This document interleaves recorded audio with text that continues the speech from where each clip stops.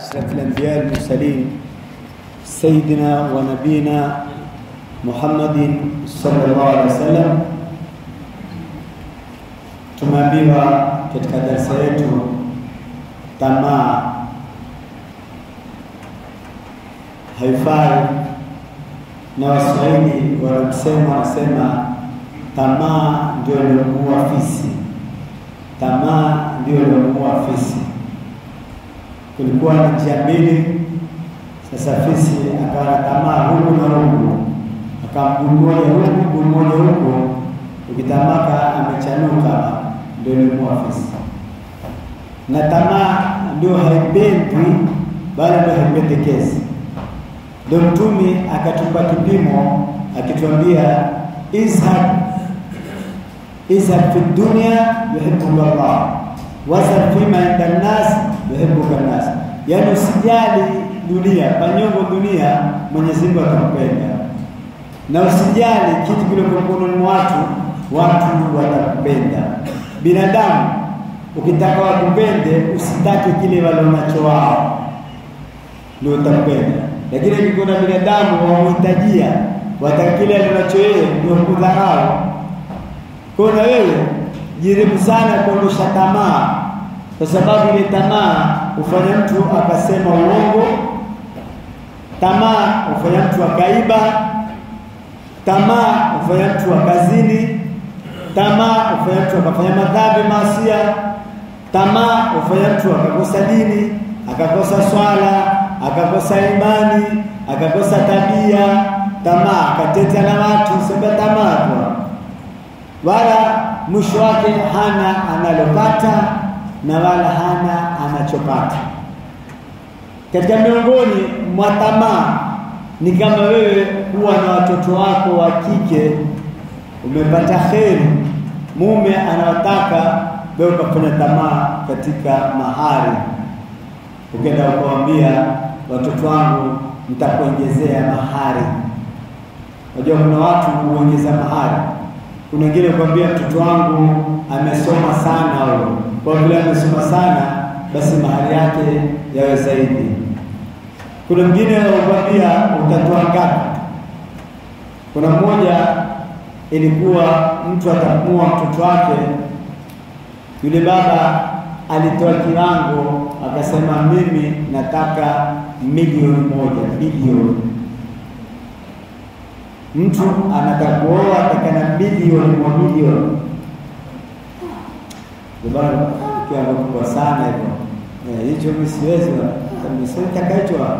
Akamba sasa unataka sasa ofa yako ngapi? Ofa yani fanya kama gari na nyumba sasa. Yani hababa mwisho wake ni ofa yako ngapi wewe? Muona vile tamaa. Kwa wengine watoto wao wamekosa waume kwa sababu ya tamaa. Kwa sababu yule mume akitaka kwenda basi atamuuliza wafanya kazi gani, wapata mshahara ngapi. Kuna mmoja hapa alikwenda kuposa mahali, alipoenda kuposa, wale watu wakuposewa wakauliza wafanya kazi gani? Basi yule bwana alighairi, sema sitaki tena kuoa. Kwa nini? Hata mimi nilipoamua kuoa nimeamua kwani nina kazi gani? Kwani kwa kwamba sina kazi niko nataka kuoa? Huko kuja na kazi gani? Amenidharau. Wafanya mimi nitakuoa na sina kazi. Kwa mimi na kazi yangu kwa sitaki. Ama wana mimi nitakuozesha, lakini mtoto wangu afanye kazi. Mtoto wangu muandikishe kazi.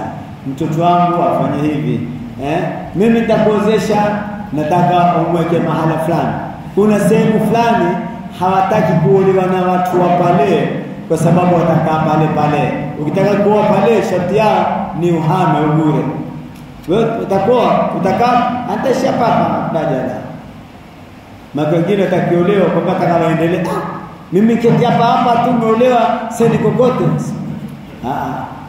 Ukiolewa pale pamoja, usiangalie mji. Na wengine pia ukataka kuolewa atawekwa jumbe. Bwana kioa atawekwa jumbe. Atakuwa nyumba ya family ile. Wengine hawataki, wengine wataka. Lakini katika sharia hakuna sharia ya kumweka katika nyumba khiari mwanamke. Ataka waskinuhunna min haythu askinuhunna, mwanamke ana mambo lazima umfanyie: almaskan wan nafaqa wal malbas, mahali, nyumba, chakula, vazi. Nyumba, chakula, vazi. Kwa tamaa ndio mbaya sana, na pengine watoto wako waweza kukosa kheri kwa sababu ya tamaa yako. Maana watu wamefanya watoto wa kike ni kama maprado na pajero, haya wamekuwa huyauza. Ndio wakati mmoja Bwana Muhammad SAW alikwenda mahali kuposa. Alipokwenda kuposa, wale jamaa wakamwambia, tutakuongezea mahari. Tumempa sababu kuongeza mahari kwa sababu binti yetu, kijana chetu, toka azaliwe hajaugua. Binti yetu, kijana chetu, toka azaliwe, kwa tutaongeza mahari kwa sababu hajaugua. Mtume asemaje? Sema sina haja ya binti yenu. Binti yenu hana kheri. Binti yenu hana kheri. Kwa sisi tumefuata tamaa mpaka ule mume mwenyewe humwangalia. Siku hizi haulizi kazi. Siku hizi uliza aishi wapi? Siku hizi ulizi kazi. Kenda kuposa, uishi wapi? Huyu bwana uko London, huyo fala. Huyu kwa wapi? Uko Dubai, fala. Huyu kwa wapi? Huyu uko Saudia, na huyu kwa wapi? Uko Mere, tajana. Huyu kwa wapi? Uko Uganda. Huyu kwa wapi? Uko Mamburui kule. Yaani uangalia miji, hatuangalii waume. Huuliza kazi, ufanya kazi gani? Au meneja, meneja benki, au ufanya kazi benki. Hata kama kule benki ufagia office message leo, utukua barua kapiga benki pia, mada si benki. Hata kama ufanya swafu pale benki, si benki. Fanya ofisi fulani, ufanya ofisi ya mbunge bwana, ofisi ya gavana, haya ufanya nini? Huyu ustadhi wa madrasa, ndo hafai kabisa. Huyo ataka vibatu. Ngoja fee shilingi 20. Hata mmake walimu hawatakikani kabisa. Watu wataka nini? Yenye senti. Walimu maskini. Au kwa kazi au kwa samaki, hasta kufundwa samaki mbana. Huyo uko sokoni za kamata, hata kiparoji za sokoni sasa. Yaani sisi hatuangalii tabia, hatuangalii dini, tuangalia pato, tuangalia senti. Sawa pia kataa, mume atakuwa awe na kazi, so usikakuona uoa tu una kazi, sina nitafuta, nitasafiri. Utaambia hiyo mambo nitasaufa, takafilu madi, nimesafiri, nasafiri. Na ukienda mahali ikiwa wewe ni mtu mbora, ni muhuni, mtu wa madisko, ni mtu wa uchafu, hasharati, lakini una pesa, una magari. Unajua watu wengine kufanya janja, utaona kuposa huwasi magari kwa mwenzake, Pajero, Prado. Akaja kuposa na Prado, nyimkichungio ile na Prado. Huyo atafaa. Kumbe hata basikili hana kama, ameazima tu ile kiasi ya kuposea. Ama pena amepiga masuti, piga buti zile, piga na tai zile na koti lile, ameingia jamaa huyo bwana. Lakini tuende kuposa na kitambi na fulana, huyo hatuna haja naye.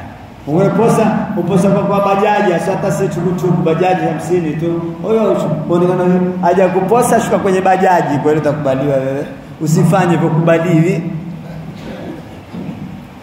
Lakini kana ameshuka kwenye gari, utakubali. Sasa mtu anaonekana mkora, muone, hasharati, lakini ana senti.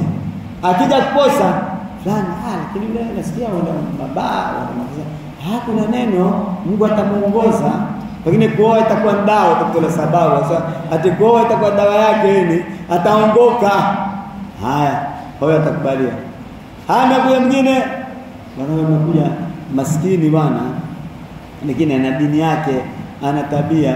Hatosema siku ile yule ambaye kama ni muhuni atasema Mungu atamuongoza. Na huyo maskini kwa sina semi inna Allahu wa razaqu, Mungu atamruzuku. Mbona usemi hilo? Kwani yule mwenye kuongoza ule na huyu hamruzuku? Mungu huongoza na uruzuku. Kwa hiyo maskini pia useme Mungu atamruzuku. Unajua ukioa Mungu kusaidia, yakunu fuqara ayughnihimullahu min fadli. Mwenyezi Mungu asema mkiwa maskini Mungu huwasaidia. Kuna watu watatu Mungu ni haki, thalathatul haqq ala Allah. Watu watatu tunasema Mungu amestahiki awasaidie. Mmoja nani? Ni yule annaki alladhi la yuridu illa afa. Ni yule kwamba alooa kwa sababu ataka kujizidia. Wajua sio kuoa kwa sababu ya kutamani na kuoa kwa mwenzako ameoa. Kuoa kwa sababu mimi nitashika dini, sitozini. Au wao huoa kujizidia, hawawe watu wengine huoa ni fashion tu, fulani ameoa na mimi nitaoa. Rafiki yangu ameoa atakoje mimi sioe? Ameoa basi tumemuona katika mitandao, amependa katika WhatsApp, katika Instagram, katika TikTok, amemuoa basi kishuna hajui kumbe zile zitu zidanganya watu zile. Usitukue mwanamke wa Instagram na Facebook na TikTok na WhatsApp, zile hutengezwa zile. Waweza kumwona mwanamke, kuna watu kadhaa walioa kuona mitandaoni, siko kunya ndani kwa sababu sitaki, sio leo muona ndiye sie akakataa kwa sababu pale nimemuona mzuri, mpambe, mweupe, amevango, kumbe zote ni XXXXX. Kumbe hayurukamu ni mitandao. Wajua mitandao hutengeza, ama unajua hutengeza. Beza kupiga kitambi na shati, ukatiwa katika mitandao umepiga suti. Ndivyo sivyo jamaa? Piga suti na ties. Piga zile tena suti za waziri haswa zile na buti zake zile. Na nyele, kumbe maskini wala dhalin. Amini. Una chochote. Lakini zile na mwanamke hivyo. Beza kuna mwanamke huyu bwana huyu ni Mrs. bwana. Mrs. hata si Mrs. Malini, Mrs. Waldo. Kumbe kuja kumuona hata tunaweza kusema. Ulizeni ni swala uliza.